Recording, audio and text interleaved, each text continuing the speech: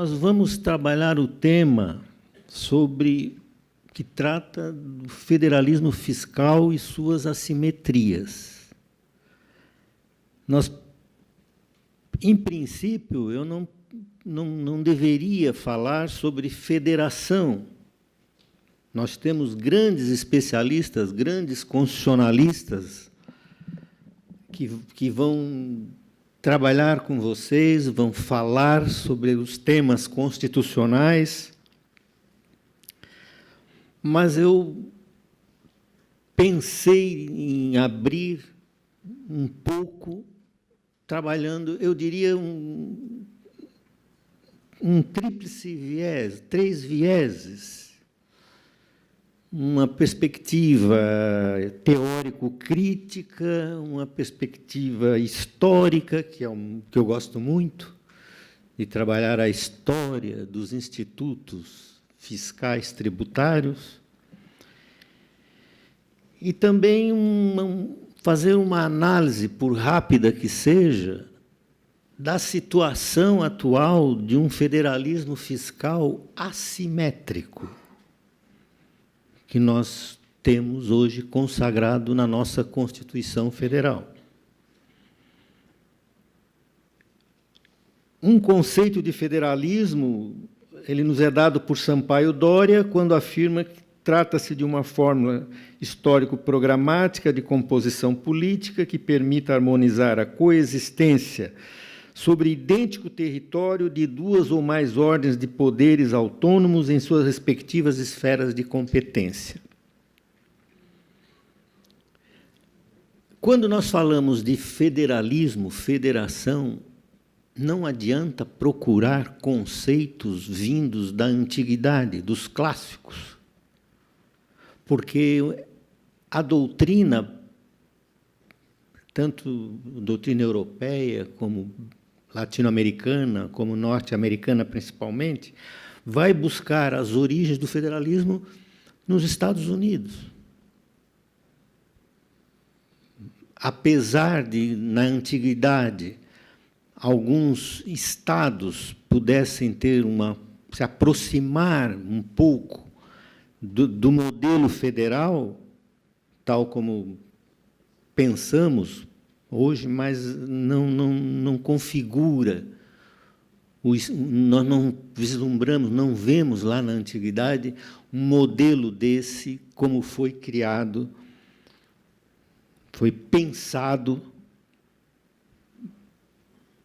pelos norte-americanos após a independência norte-americana, com a união das 13 colônias, que, num primeiro momento, formaram uma confederação que não deu certo, depois, graças à atuação de alguns líderes, alguns políticos, alguns pensadores, uniram-se, formando este modelo de federação que nós temos hoje, nos Estados Unidos. Mas, vejam, aqui é importante lembrar, e os nossos constitucionalistas sabem disso melhor que eu, que, mesmo dentro do modelo norte-americano, nós temos diferentes tipos de federalismo. Porque o nível, o grau de autonomia das antigas colônias, hoje os Estados-membros da Federação Norte-Americana, há uma variação. E mesmo por obra e graça do trabalho da Suprema Corte norte-americana, o federalismo americano foi se transformando também. Se nós formos no conceito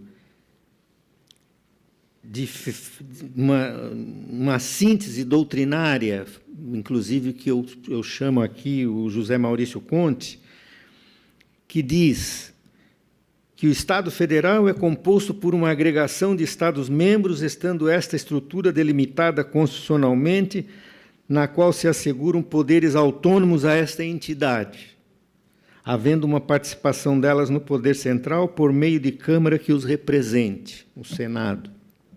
Pois bem, mesmo no modelo norte-americano, isso mudou ao longo do tempo. Esse grau de soberania, de verdadeira soberania que havia entre as colônias, a Suprema Corte norte-americana foi fazendo interpretações da tão comentada, tão enxuta Constituição americana. Aqui eu desafio alguém a me dizer que a Constituição americana tem apenas, quantos, Rui? 17 artigos? Ou 7? Quantos artigos tem a Constituição americana?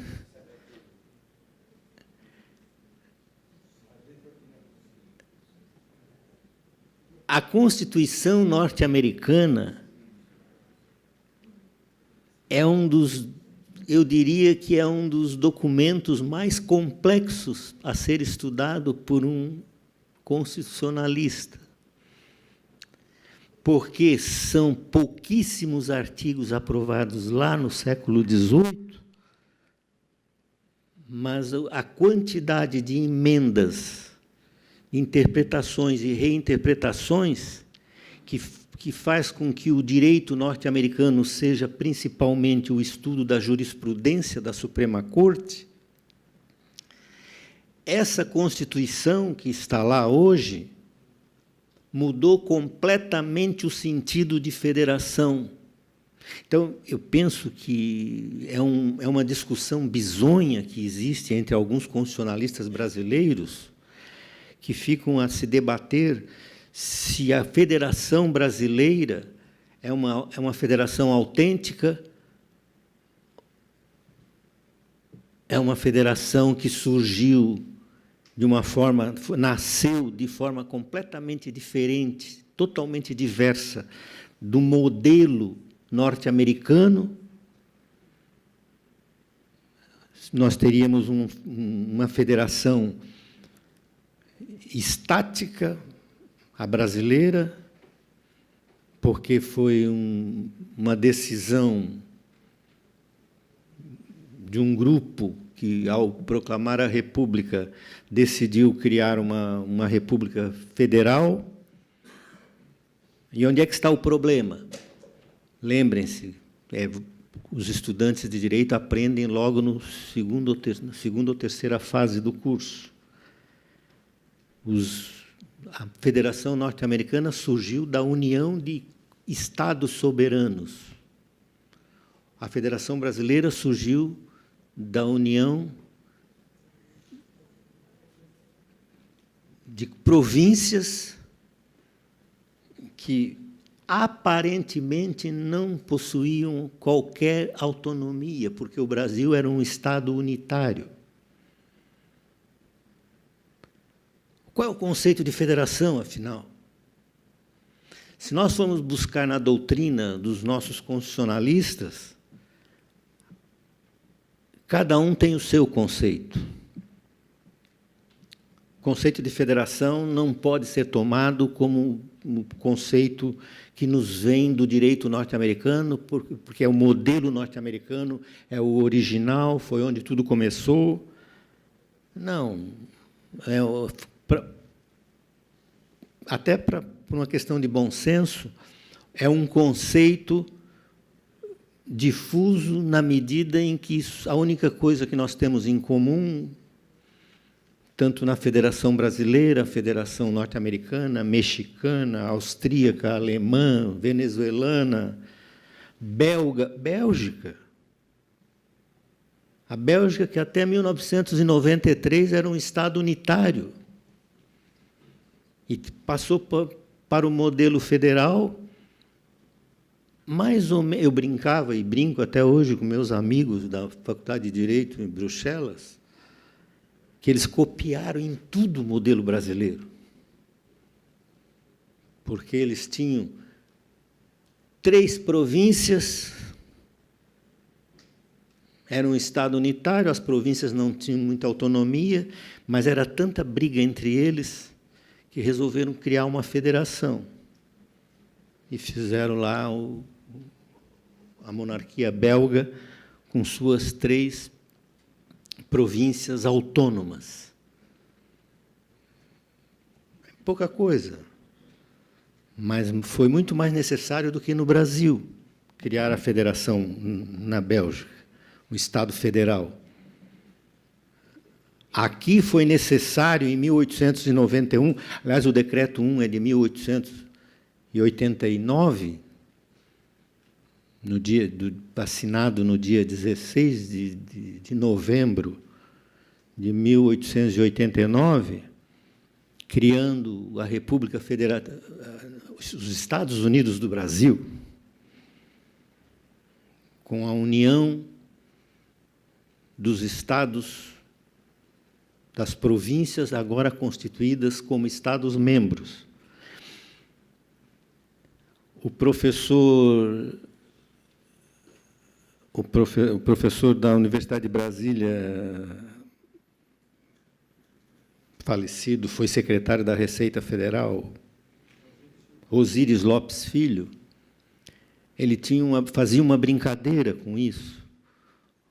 O professor Osíris dizia: quem pensa que a Federação Brasileira surgiu por decisão do Rui Barbosa na Constituinte de 91, onde ele conseguiu convencer os seus pares de que a melhor solução para o Brasil seria formar um Estado, criar um Estado federal, está esquecendo que não era uma questão de criar uma federação por ser o melhor modelo para o Brasil. Osíris dizia: na verdade, a solução foi a federação, sob pena, e isso não são palavras minhas, eu ouvi do professor Osíris, nós temos que criar a federação sob pena de o Brasil se desintegrar em pouco tempo. E ele fazia uma outra brincadeira, numa palestra que deu aqui em 1995. Ele dizia: qual era mesmo o epíteto do Duque de Caxias? E a plateia ficava no maior silêncio, como esta que está aqui agora, porque ninguém lembra. Mas o Caxias foi chamado o pacificador. Ele passou mais de 30 anos da vida dele pacificando o território nacional, porque era uma revolução, era uma revolta atrás da outra em todas as províncias. A principal delas foi aqui no Rio Grande do Sul, que nos afetou também. Nós esquecemos, mas Santa Catarina já foi uma república. Por 4 míseros meses, mas fomos uma república. Um Estado unitário. Aliás, dizem que foi a nossa sorte, que o imperador mandou as tropas, porque senão nós hoje seríamos uma república federal composta pelos estados do Rio Grande do Sul, Santa Catarina e o Paraná. O professor Geraldo Ataliba, numa aula no mestrado lá em São Paulo, dizia: os catarinenses têm que dar graças a Deus, porque seria a mortadela do sanduíche. Ele brincava também.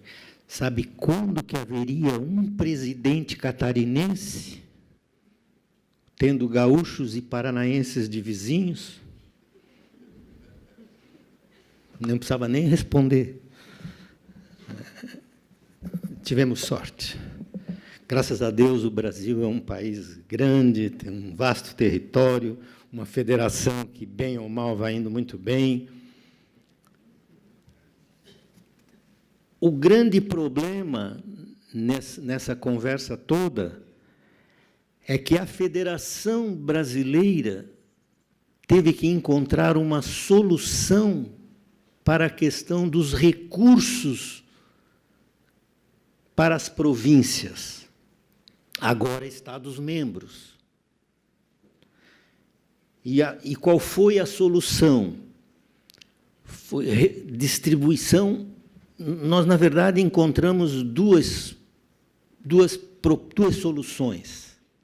Nós organizamos isso já desde a Constituição de 1891, um sistema de repartição de recursos, o chamado federalismo fiscal, e um sistema de repartição de competências tributárias, que eu chamo de federalismo tributário. No meu entendimento, conceitos que se completam. Então, as constituições republicanas, a partir de 1891, além de consagrarem um modelo de Estado federal proposto por Rui Barbosa, como eu disse, não porque teve um insight e achou que a federação seria a melhor forma de Estado para o Brasil, mas porque Rui tinha clareza, ele já era federalista antes da proclamação da República. Isso ele confessa nos comentários à Constituição de 91, que ele já defendia o federalismo na época da monarquia. Assim como havia já os republicanos, havia os federalistas. Rui não era republicano de primeira hora. Aliás, ele foi republicano de primeira hora. Com a proclamação da República, ele entrou nessa canoa, mas ele era, antes de tudo, um federalista. E ele admirava o modelo norte-americano, ele propôs, e aqui sim vai o mérito dele, porque ele convenceu a Constituinte de 91 a adotar esse modelo para evitar a desintegração territorial. E é proposta de Rui também o nome do novo Estado, Estados Unidos do Brasil. Até na moeda ele botou o dedo dele.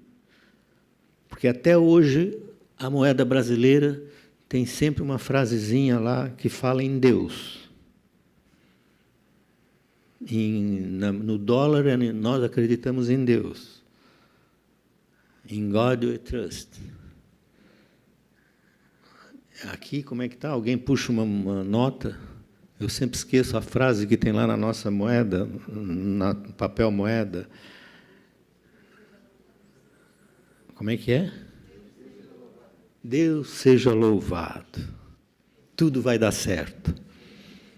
Está dando certo até hoje.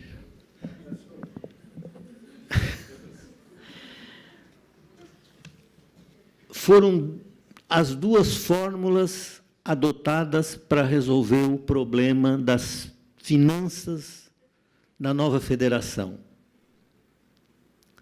em 1891. A primeira, que era a repartição de receita de forma ainda tímida, mas os estados, tanto a União já tinha que entregar alguma coisa para os Estados membros, assim como os Estados-membros tinham que distribuir recursos para os municípios. Um detalhe muito interessante nesse federalismo vertical que se estabelece no Brasil é que a Constituição de 1891 não fala no município, não faz referência ao município dentro dessa estrutura federativa. Talvez aqui tenha sido um dos... Eu não diria um equívoco do Rui Barbosa, mas um descuido. Porque os municípios, durante o Império, eles tinham uma força política muito maior do que as províncias. O Brasil, repito, era um Estado unitário. Não preciso repetir, porque todo mundo sabe disso. Durante o Império, o Brasil era um Estado unitário. Eram 16 ou 17 províncias que dependiam dos recursos do governo imperial. Mas era tanta briga, tanta disputa, tanta revolta, as revoltas localizadas, que, aos poucos, a Assembleia Nacional, no Rio de Janeiro, foi aprovando emendas concedendo um mínimo de competências às províncias. Entre outras coisas, permitindo, autorizando as províncias a instituírem alguns tributos próprios. E determinando que as províncias deveriam e poderiam, eventualmente, repassar recursos, entregar recursos aos municípios. Então, vejam, quando foi proclamada a República em 1891, esse modelo de Estado federal que foi criado ali naquele momento na Constituinte de 91, já tinha um pouco já havia uma prática, de certa forma, federalista no Brasil naquele momento, porque já ainda nos anos 60, 1800, a Revolução Farroupilha é de 55 a 65, se não me falha a memória. E no final dos anos 60, as províncias brasileiras já tinham competência para criar tributos próprios. Veja, o Brasil era formalmente um Estado unitário. Pois bem, a nossa Constituição, em 91, então, consagra o modelo federal, e esse modelo vem se repetindo até hoje, com algumas variações, com algumas transformações, mas sempre altamente assimétrico. Eu diria um federalismo em que os entes federativos, União e Estado, aqui há ainda hoje uma discussão também doutrinária se o município é ente federativo ou não, porque, afinal, a Constituição diz que a República Federativa do Brasil é constituída sob a união indissolúvel dos Estados, do Distrito Federal e territórios. Só que vai estabelecer mais à frente o dispositivo que diz que os municípios são autônomos no que concerne aos seus interesses como ente autônomo, para o exercício da sua autonomia. Afinal, o município é ente federativo ou é uma autarquia com uma autonomia política, administrativa, financeira e organizacional?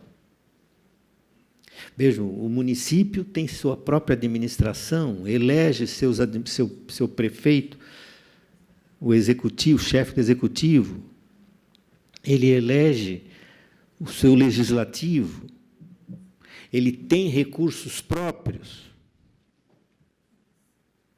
Por isso que muitos dizem que o município faz parte da federação como um ente federativo, um ente autônomo. O que aconteceu ao longo do século XX foram que as sucessivas constituições foram alargando essa competência do município, mas sempre, e esse é um aspecto importante, sempre dentro daquela ideia de um federalismo desigual, assimétrico. Muitos autores, quando estudam o federalismo e suas assimetrias, referem-se às diferentes formas com que se estabelece o federalismo.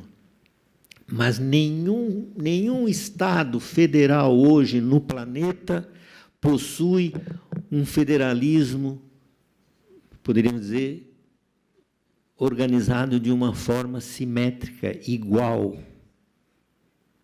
Vamos na Alemanha, o governo central recebe a maior parte dos recursos. Com um detalhe: em função da União Europeia, da participação na União Europeia, e não é por acaso que a Inglaterra resolve cair fora da União Europeia, os países, os Estados membros da União Europeia entregam 2% da receita do seu principal imposto para a União Europeia. O que tem isso a ver com a questão federal, aqui, o federalismo fiscal? O problema é que os Estados-membros da União Europeia, o principal imposto é o IVA, o Imposto sobre Valor Agregado. Esse imposto, na Alemanha, na Inglaterra,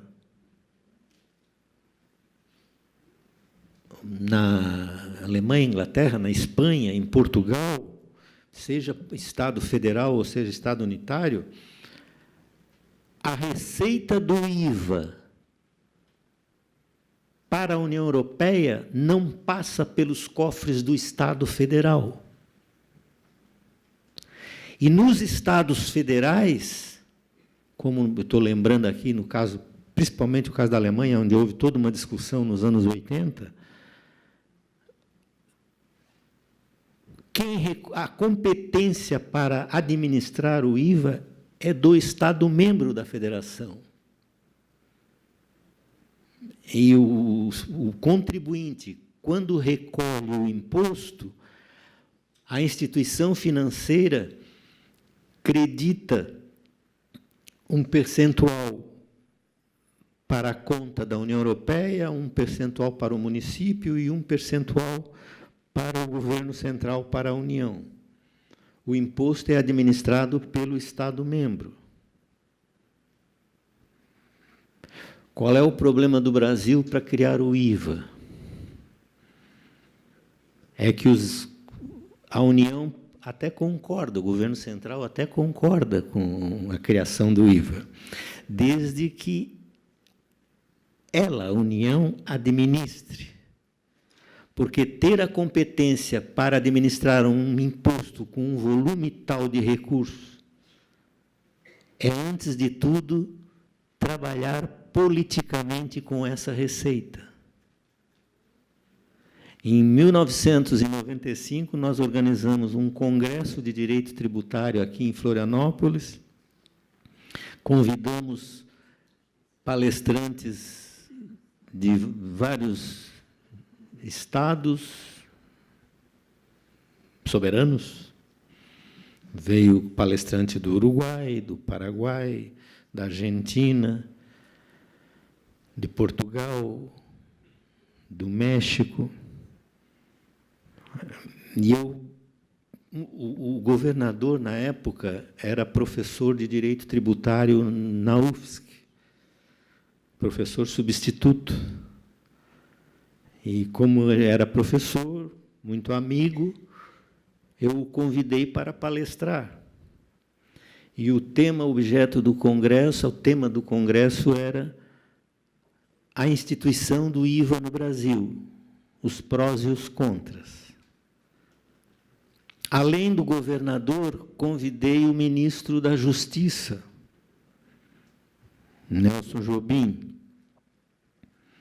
e colocamos para falar um depois do outro. E foi muito interessante, porque falou primeiro o Jobim, e ele dizia: ninguém é contra o IVA.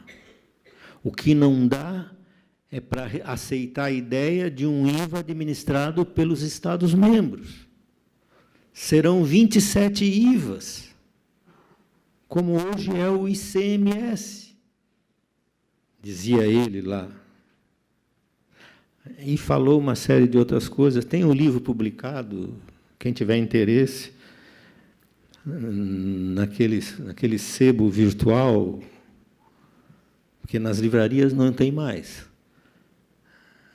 Como é que chama lá? O estante virtual.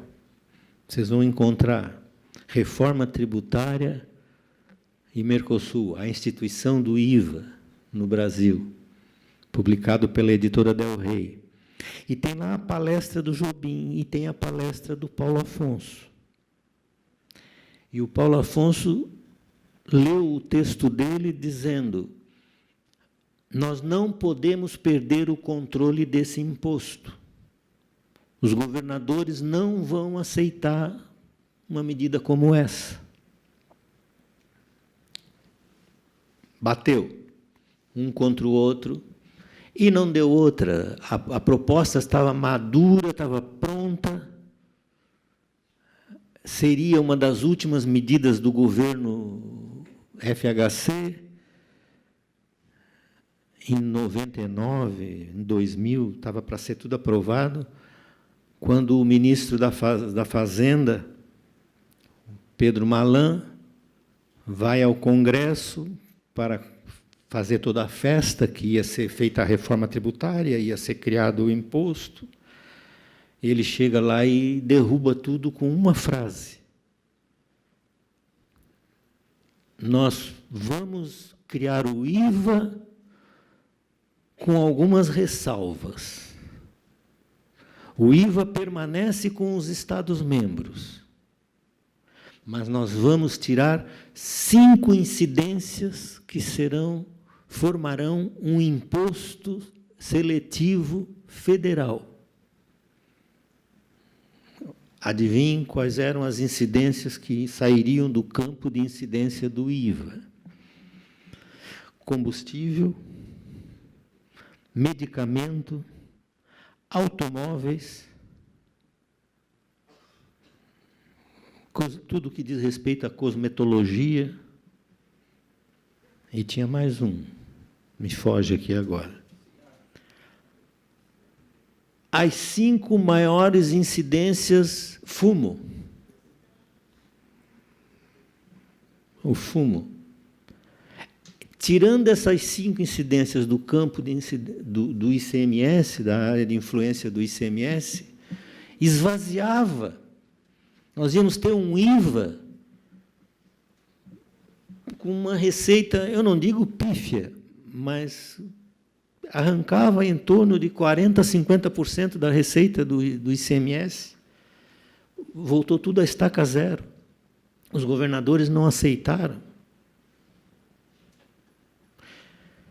Isso mostra claramente que nós temos um problema sério no que diz respeito à nossa federação.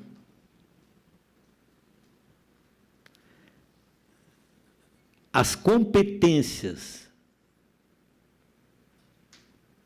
constitucionais, tributárias, a distribuição de competências é desigual demais. A receita tributária é, antes de tudo, uma receita da União, com exceção do ICMS, que é o principal imposto da federação, em termos de volume de receita. Mas temos que prestar atenção que nós temos 27 ICMS. Cada estado tem o seu, e é o principal imposto de cada um dos Estados-membros, incluindo aí o Distrito Federal. Uma outra forma de resolver o problema, além da distribuição, essa distribuição de competências, teria que ser resolvido isso. A União tem 7 impostos, conforme a Constituição. Ela não criou ainda hoje, está lá a letra morta na Constituição, porque é um imposto sobre grandes fortunas, e, como eu sempre digo, o imposto sobre grandes fortunas não é instituído no Brasil por uma razão muito simples. As grandes fortunas não permitem. Então, vamos esquecer esse imposto. A União tem 6 impostos. O grosso da receita tributária está com a União. Os estados, membros da federação, têm 3, sendo um importante, que é o ICMS. O IPVA ajuda os maiores estados, e o imposto, o ITCMD, doação e herança, que também não é tão significativo em termos de volume de receita. Os municípios com IPTU, o ISS e o Intervivos sobrevivem com esse imposto, com esses 3 impostos, aproximadamente 400 municípios brasileiros. Dos quantos? 5.600. 400 municípios têm uma receita significativa própria. Aí vem aquela outra solução que foi encontrada já há muito tempo, de criação dos fundos de participação. Então, tem o fundo de participação dos estados, o fundo de participação dos municípios, os fundos especiais, em que a União distribui parte dos seus recursos próprios para estados e municípios.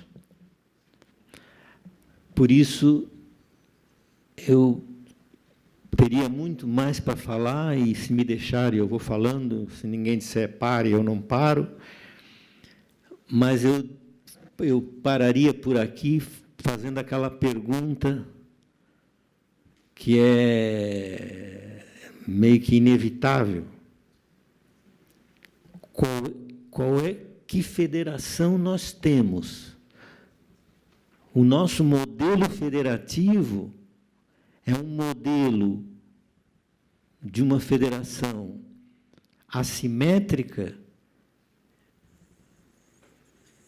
que não tem como resolver.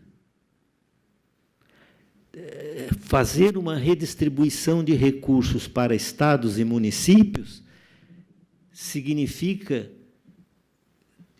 ter que conciliar interesses dos estados, dos municípios e compor com a União. Isso é complicado.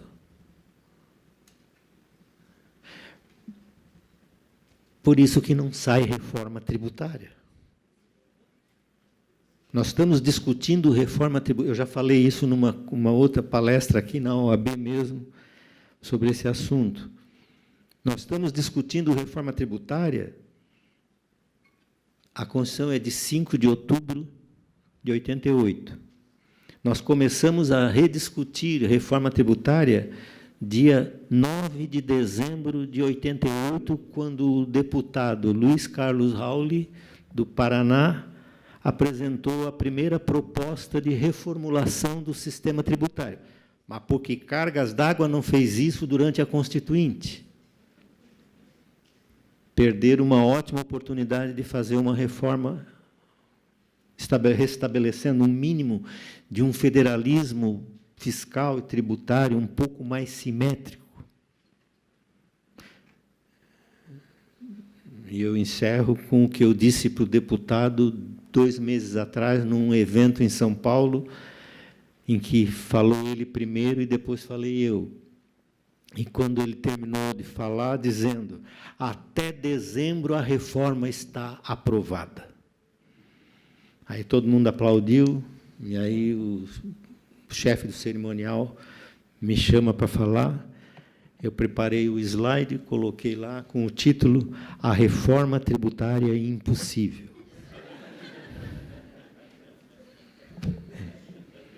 Ela é impossível, e ele riu.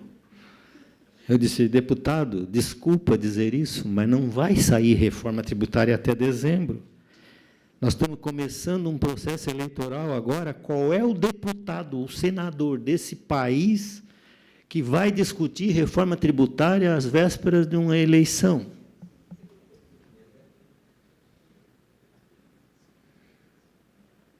Então, eu termino jogando para vocês essa reflexão. A reforma tributária seria a única forma de restabelecer ou de estabelecer um modelo federal, um federalismo fiscal mais igual. Mas no Brasil isso é praticamente impossível. Eu tinha escrito algumas coisas, acabei não lendo quase nada, mas eu concluo com o que escrevi.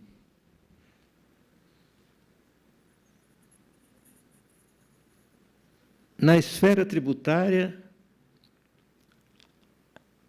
nós podemos concluir: nosso federalismo é essencialmente assimétrico de estrutura vertical, seja sob o aspecto fiscal, repartição de receitas ou tributário, discriminação de competências.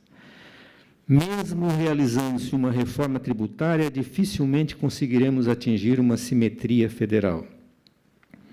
Não podemos esquecer que, em todas as propostas de reforma tributária em discussão no Congresso, a disputa é para ou fortalecer a União ou os Estados-membros, sendo que o principal interessado, que é o município, não é lembrado. Ou seja, as nossas propostas são para manter a assimetria. Muito obrigado.